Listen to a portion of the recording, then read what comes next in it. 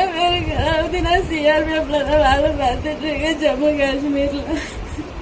என் ஊர் பொண்ணு பக்கத்துல இருந்து நாராயணபுரம் கிராமம். எங்க வீட்டுல நானு, எங்க அப்பா, எங்க அண்ணன், எங்க அம்மா. எங்க அம்மா 24ஆம் தேதி சாயங்காலம் 3:30 மணிக்கு மாடு மேய்க்க போகும்போது யாரும் போட்டு உடைச்சு மொத்த நகை எடுத்துட்டு போயிட்டேன். என் கல்யாணத்துக்காக சேர்த்து வச்ச நகை 5 மணி ரிட்டர்ன் வந்து பார்க்கும்போது மொத்த போட்டு உடைச்சிட்டு சாமான் எடுத்துட்டு போயிட்டேன் நகை எல்லாத்தையும்.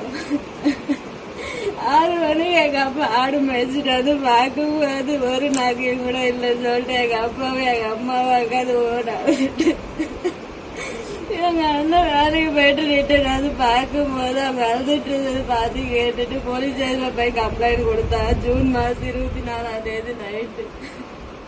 மறுநாள் 25ஆம் தேதி சிஎம் பந்தோபஸ்து சொல்லிட்டு யாரும் வந்து எதுவும் பண்ணவே இல்லை. 12:30 மணிக்கு தான் ஃபிங்கர் பிரிண்ட்டுக்காரங்கெல்லாம் வந்து ஃபிங்கர் பிரிண்ட் எடுத்துட்டு போனாங்க. எஃப்ஐஆர் காப்பி கூட போடாம 28ஆம் தேதி தான் எஃப்ஐஆர் காப்பி போட்டு கொடுத்தாங்க. நான் எல்லா விதத்திலயும் ட்ரை பண்ணி பார்த்துட்டேன்.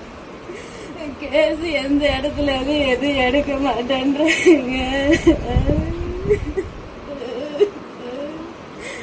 என் வீட்டுல யாருக்கும் எந்த பண்ண முடியாம நிக்கிறாங்க.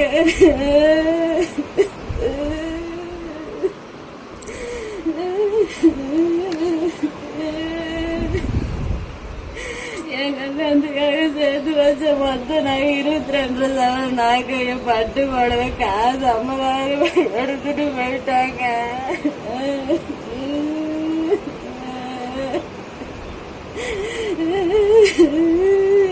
எல்லா விதத்திலையும் ட்ரை பண்ணி பார்த்துட்டு யாரும் எனக்கு ஹெல்ப் பண்ற மாதிரி இல்லையே. போச்சு எங்க நாங்க எல்லாரும் போச்சு.